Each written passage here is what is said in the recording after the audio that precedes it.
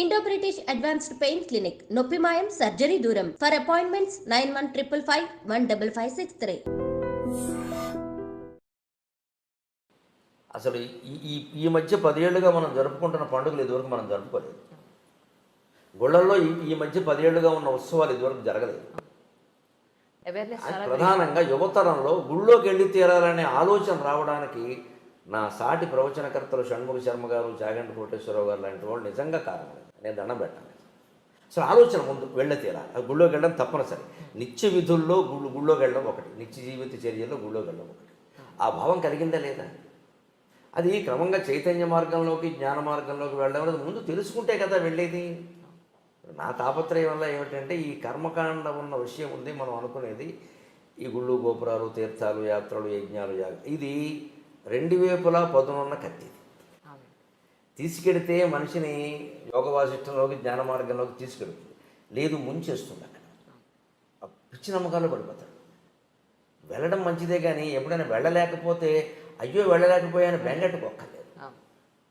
పైగా ఏమిటంటే సోమవారం శివుడు గుడిని, ఆంజనేయ స్వామి, మంగళవారం ఆంజనేయ స్వామి టైం టేబుల్ పెట్టేసరికి మంగళవారం పొరపాటు శివుడి గుడిలో కడితే ఏమన్నా అవుతుందేమో అన్న బెంగ. ఇదే మీరు అనుకునే మూర్ఖత్వం. ఇవి పెరిగిపోతాయి సహజంగా. అంటే ప్రవచనకర్తలు ఎవరైనా, నేనైనా వారైనా జాగ్రత్త తీసుకోవలసింది, మనం ఇది చెబుతున్నది వారు ఒక క్రమశిక్షణతో, ఒక పద్ధతిలో ఉండడానికి, కానీ ఇదే అంతిమ లక్ష్యం కాదు. గుడి అనేది ఒక శిక్షణ కేంద్రం. మనం భగవంతుడికి ప్రత్యేకంగా అక్కడ విగ్రహాన్ని ఏర్పాటు చేసి, అది ఎంతైనా అది విగ్రహం. ఆ విగ్రహం దెబ్బతినకుండా చూడాలి. కానీ ఇంకా చెంబుడు పాలు పోస్తే ఒక పాలం, బిందెడు పాలు పోస్తే ఒక పాలం చెబితే అందరూ బిందే పోస్తారు. 1000 బిందెలు పోస్తే శివుడు ఏమవుతాడు? నా తాపత్రయం వల్ల. నేను చెబుతున్నది అదే. కొంతమందికి నచ్చచ్చు, నచ్చకపోవచ్చు, లేదా వారిని వ్యతిరేకించారంటారు, వీరిని ఏదో అన్నారంటారు. అవన్నీ నాకు అనవసరమైన విమర్శలు, అవన్నీ నేను ఎప్పుడు పట్టించుకోను. దాని గురించి కాదు అసలు ఆలోచించాల్సింది. విగ్రహారాధన దేనికి? ప్రతీకాత్మకంగా జరగాలి విగ్రహారాధన. అదే లక్ష్యం అన్నట్టుగా మాట్లాడాలి. అది లక్ష్యం కాదు, ఎక్కడా చెప్పలేదు ఆ విషయం. ప్రతీకాత్మకంగా జరగాలి. శంకరాచార్య చెబుతారు స్పష్టంగా వేదాంత సార సంగ్రహంలో, కషాయే కర్మభి పక్వే తతో జ్ఞానం ప్రవర్తతే. ఆయుర్వేద వైద్యులు కషాయాన్ని తయారు చేస్తుంటే ఈ తెడ్డు పెట్టి తిప్పుతూ ఎప్పటికప్పుడు పాకం చూసుకుంటాడు. పాకం సరిగ్గా ఉందా లేదా, పాకం సరిగ్గా ఉందా. అలా మనం చేసే సత్యనారాయణ వ్రతం సహా, పెళ్ళిళ్ళు సహా, ఉపనయనాలు సహా, ఇదెందుకు ఆ ప్రయోజనం నెరవేరిందా లేదా అని చూసుకోవాలి. లేకపోతే ఒట్టి కర్మకాండ మిగిలిపోతుంది అక్కడ. సత్యనారాయణ వ్రతం ఒకసారి చేసేవాడు అంటే వాడు అబద్ధం ఆడకూడదమ్మా. మీరు అలాంటి మనిషిని చూపించగలరా? నేను 100 సార్లు చేశాను, అన్నవరం వెళ్ళాను, ప్రతి ఏకాదశికి చేయించుకుంటాను అన్నవాళ్ళు కొన్ని వేల మంది ఉన్నారు. వీళ్ళందరూ అబద్ధాలు ఆడకుండా ఉంటే ఇన్ని కేసులు కోర్టులో పెండింగ్లో ఉండవు. న్యాయమూర్తులకి ఇంత ఇబ్బంది ఉండదు. ఆ తత్వం సత్యనారాయణ వ్రతం అంటేనే సత్యవ్రతం. ఆయన ఎప్పటికీ సత్యదేవాయ నమః అంటారు, అంతే కదా. ఇప్పుడు ఫోన్ మాట్లాడితే నేను హరి ఓం అంటే ఇప్పుడు సత్యదేవాయ నమః అంటారు. వాళ్ళ అన్నయ్య అంతే, సత్యదేవాయ నమః అంటారు. అన్నయ్య అంటూ ఉంటాడు, సత్యదేవాయ నమః అంటాడు. ఫోన్ చేయగానే అతను ఫోన్ చేస్తే సత్యదేవాయ నమః అంటాడు. ముందు నమస్కారం అంటాడు. నేను ఎవరిని ఫోన్ చేస్తే నేను హరి ఓం అంటాను, ఇప్పుడు హరి ఓం అంటాడు. సత్యదేవుడు అంటే ఎవరు? సత్యవ్రతం. నారాయణ పక్కన పెట్టండి. సత్యవ్రతం అంటే సత్యవ్రతం ఎక్కడ ఉంటుందో నారాయణమూర్తి అక్కడ ఉంటాడు. కానీ ఆకులు పువ్వులు అరటిపండు పెట్టేసి నేను ఏకాదశి కల్లా చేశానంటే ఎందుకు? అన్ని వ్రతాలు పని లేక. సత్యం మాట్లాడు, అబద్ధం మాట్లాడకుండా ఉండు. అది ఎందుకు పాటించాలి? పైగా ఇవేమీ చెప్పకుండా దీనివల్ల అతి ఫలితం ఉంటుంది, అది ఉంటుంది, ఇది ఉంటుంది, ఇక సత్యనారాయణ వ్రతం చేస్తే దోషాలన్నీ పోతాడు. పైగా అబద్ధాలు ఆపడం దోషం పోయింది అనుకుంటాడు. దానివల్ల ప్రపంచంలో ఏమైనా మేలు జరగకపోక కీడు జరుగుతుంది. నా పోరాటం వల్ల అది నచ్చకపోవచ్చు. చాలా పేర్లు పెట్టారు నాకు తెలుసు. నాస్తికుల్లో ఆస్తికుడు అన్నారు, ఆస్తికుల్లో నాస్తికుడు అన్నారు. ఏమన్నా నా పేరు గరిగిపట్టి నరసింహరావు. వీడు పెట్టే పేరు నాకు అక్కలేదు, మా అమ్మ పెట్టిన పేరు ఉంది అనుకోని. అది సమస్య కాదు. అసలు సమస్య ఏంటి? ఇప్పుడు అమరనాథ్ యాత్ర ఉంది. చాలా యాతన పడి మంచులింగాన్ని చూడాలని మైళ్ళ కొద్దీ నడిచి ఏదో డోలీలు అవి ఎక్కి ప్రాణాలు పణంగా పెట్టడమే సుమారుగా. అలాగే ఇప్పుడున్న తీవ్రవాద భయంలో మరీ ప్రమాదం. ఇంత చేస్తున్నప్పుడు దాని సారాంశాన్ని గ్రహించకపోతే ఎలాగా? నా తాపత్రయం అది. అమరనాథ్ యాత్ర కథలో మీకు అమరనాథ్ యాత్ర ఫలం రహస్యవంతం. దాని మూలం ఏమిటి? శివుణ్ణి పార్వతీదేవి అడిగింది, సృష్టి రహస్యం ఏమిటని. పార్వతి అడగడం అంటే మరి పురాణాలు అలా ఎందుకు చెబుతా? ఆవిడ తెలియగలుగుతుందా?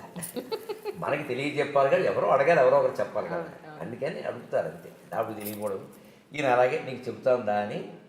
ఆయన, పార్వతీదేవి, నందీశ్వరుడు, సరే మెడలో ఎలాగో నాగభూషణం ఉంటుంది, పక్కన గణేశ్వరుడు, అంతా కలిసి ఉన్నారు అక్కడ. కొద్ది దూరం ముందుకు వెళ్తాను, నేను చెప్తాందా తీసుకో. ఆ యాత్ర కథ అలా నడుస్తుందండి. వెళుతుంటే మీరు గమనించండి, గణేష్ పెహలే గావు అని వస్తుంది. అక్కడ ముందు నందీశ్వరుని వదిలేస్తాను, వాహనాన్ని వదిలేస్తాను. ఇంకొంచెం ముందుకు వెళ్ళాక నంది చౌక ఏదో ఒకటి వస్తుంది, గణేష్ చౌక, అక్కడ గణేశ్వరుని వదిలేస్తాను. ఇంకొంచెం ముందుకు వెళ్ళాక నాగ చౌక, శేషనాగ్ అక్కడ పామును వదిలేస్తాను. చివరికి ఇంకా ఆ గుహ దగ్గరికి వెళ్ళేసరికి పార్వతి పరమేశ్వరుడు ఇద్దరే ఉంటారు. అంతకుముందే వాహనం వదిలేశారు, కుమారుని వదిలేశారు, నాగుపామును కూడా వదిలేశారు. ఇవన్నీ చౌక్ అని పేరు ఉంది కదా, శేషనాగ్, నంది చౌక్, పెహలగావ్ ఉన్నాయి. పెహలగావ్ దగ్గర నందీశ్వరుని వదిలేసేయాలి. తర్వాత గణేష్ చౌక్ దగ్గర గణేషుని ఇంకొన్ని వాగిపోవయ్యా అంటారు కొడుకుని. తర్వాత ఇంకో 3వ 4వ శేషనాగ్ అని ఉంటుంది, అక్కడ ఆ పామును కూడా తీసేస్తాడు. శివుడు పార్వతి ఇద్దరు లోపలికి వెళ్తారు. లోపలికి వెళ్ళాక ఏమయ్యారో తెలియదు. అక్కడే శివుడు లింగం అయ్యాడు. సమస్త సన్మంగళాన్ని భగవంతుని కథ ముగిస్తాడు. ఇది అమరనాథ్ కథ. మరి ఇప్పుడు సృష్టి రహస్యం ఏమిటి? ఇందులో సృష్టి రహస్యం ఏమిటంటే, అది నీకు అర్థం కావాలంటే ముందు వాహనాల మీద వ్యామోహం వదిలేయి. పహలే కావాలి, నందీశ్వరుని వదిలేసాడు. నంది ఎవరు? వాహనం. ఈ కార్లు, సొంత చార్టర్లు, విమానాలు ఎన్ని పెట్టుకుంటున్నాం ఇవాళ? ఒక కారా? ఇంట్లో 2 మనుషులు ఉంటే 2 కార్లు ఉంటున్నాయమ్మా. అన్ని అవసరమా? సర్దుకోలేరా? మరి ట్రాఫిక్ జామ్ అయిందనేది మనమే, కాలుష్యం పెరిగిందనేది మనమే. మన వల్ల ఏం జరుగుతుందో ఆలోచించుకోవద్దా? తనలో తాను రవంతా మారడానికి అన్న దేనికని? అమ్మ ఒక్కళ్ళ వల్ల అయిందా? దేశమంతా ఎవరు దేశమంతా కేసీఆర్ సరి చేస్తారా, జగన్మోహన్ రెడ్డి సరి చేస్తారా, నరేంద్ర మోడీ సరి చేస్తారా? అందులో మనం ఒకళ్ళం కాదా?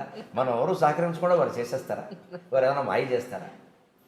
కాదు కదా. ఏ పరిపాలకుడు ఈ పార్టీ కదా ఆ పార్టీ ఉన్నా ఎవరు చేయగలిగింది లేదు. ప్రజల్లో కూడా మార్పు రావాలి. అసలు ఇన్ని వాహనాలు నాకు అవసరం లేదు. 4 కుటుంబ సభ్యులు ఉంటే 2 కార్లు 2 బళ్ళు ఉంటున్నాయమ్మా. పిల్లలకు కూడా చెరువు బండి. వాహనాల మీద వ్యామోహాన్ని వదులుకోండి. వీలైనంత దూరం నడిచి వెళ్ళండి. అక్కడ నడిచే వెళ్ళక తప్పదు. కొన్ని ప్రాంతాలు మీరు ఏం చేయలేరు. ఆ ఆరోగ్యం ఉన్నవాళ్ళే వెళ్ళాలి. ఇంకొంచెం వెళ్ళాక గణేశ్వరుని వదిలేశాడు. సంతానం మీద వ్యామోహం వదులుకోండి. ఇంకా మా అబ్బాయి ఎలా ఉన్నాడు, కోళ్ళు ఎలా ఉంది, ఏమిటో కోడలు నీళ్ళు లోసుకోలేదు, అత్తగారి కంగారు ఏమిటమ్మా నాకు అర్థం కాదు. కందకలేని దొరద కత్తిపేట కానీ దీనికి ఇది అహంకారం తప్పితే ఏం లేదు. ఇది అహంకారం అంటే గర్వం కాదు.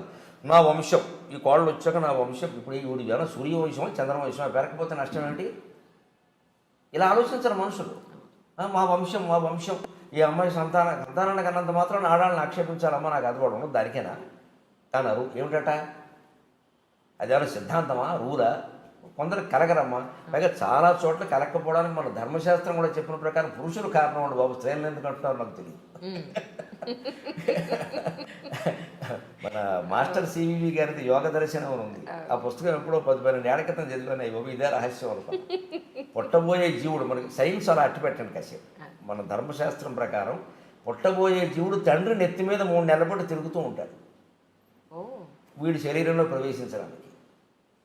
వీడు ఎప్పుడు నీళ్లు తాగితే అప్పుడు ప్రవేశిస్తాడు. జీవుడు నీళ్ళ ద్వారానే ప్రవేశిస్తాడు. అందుకే ఎవరైనా పోతే నీళ్ళకే మైల, ప్లాస్టిక్ వస్తువులకి కుర్చీలకి మైల ఉండదు. జీవుడు నీళ్ళ ద్వారా వెళతాడు.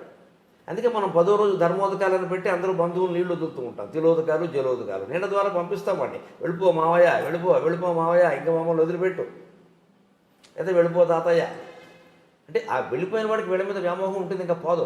నీళ్ళు వదిలేస్తున్నామంటే వదిలేసాడు, పెద్ద కొడుకు కూడా వదిలేసాడు, మా అమ్మాయి కూడా మా ఆవిడే వదిలేసింది, ఏం చేస్తా అని ఇంకా జీవుడు వెళ్ళిపోవాలి. ఇంక పెంచుకోకూడదు. అది వాడికి సంఖ్య. ఆ మంత్రాలు అలాగే ఉంటాయి. ఆ మంత్రాలు అర్థం అదే. కర్మకాండ చాలా గొప్పది. ఆ మంత్రాలు అలాగే ఉంటాయి అర్థం. అది ఎవరు చెప్పరు, ఊరికి టెక్నికల్ చేశారు. ఈ నీళ్లు వదిలేయడం ఉందే, ఈ వ్యామోహాలు వదులుకోకపోతే అలాగే పడుతూ ఉంటాడు ఇంక తాపత్రయం. అందుకని సంతానం మీద వ్యామోహం వదులుకో. 60 ఏళ్ళు వచ్చాయి నీకు. కొడుకు కోళ్ళు పిల్లల్ని కన్నారా లేదా అనవసరం.